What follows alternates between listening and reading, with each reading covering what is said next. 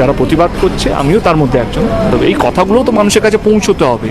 আরে উনি আজকে সরকার আসবে, সরকার যাবে, যেটা থাকবে সেটা হচ্ছে আমাদের দেশটা থাকবে। সবাইকে একসাথে একটা পেজে আসতে হবে। দেশের প্রত্যেক কটা মুখ্যমন্ত্রীকে একসাথে আসতে হবে, দেশের প্রত্যেকটা পার্টিকে একসাথে আসতে হবে, দেশের প্রত্যেকটা বড় বড় ল মেকারদেরকে একসাথে আসতে হবে। You have to decide how to save hour.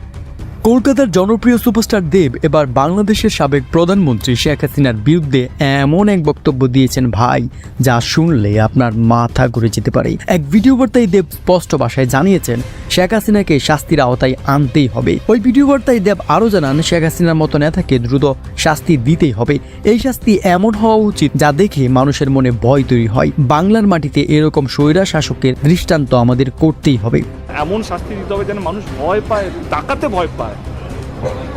দেবের এই বক্তব্য শুধু এখন কলকাতায় নয়, বাংলাদেশেও তোলপাড় সৃষ্টি করেছে। রাজনৈতিক মহলে শুরু হয়েছে নানা আলোচনা সমালোচনা। শেখ হাসিনার দীর্ঘ সময়ের শাসনামলে ঘটে যাওয়া বিতর্কিত ঘটনাগুলো নিয়ে দেব এমন সময় এই মন্তব্য করেছেন যখন বাংলাদেশের রাজনৈতিক পরিস্থিতি টালমাটাল।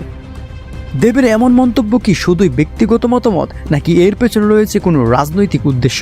দর্শক, দেবের এই বিস্ফোরক মন্তব্য নিয়ে আপনার মতামত কি? কমেন্টে জানান আপনার মত। আর সর্বশেষ খবর পেতে আমাদের চ্যানেলটি সাবস্ক্রাইব করতে ভুলবেন না।